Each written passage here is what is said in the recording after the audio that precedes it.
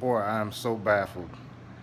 Okay, so I just got an Xbox One, and I sat there for about 10 minutes online trying to figure out how to eject the disc.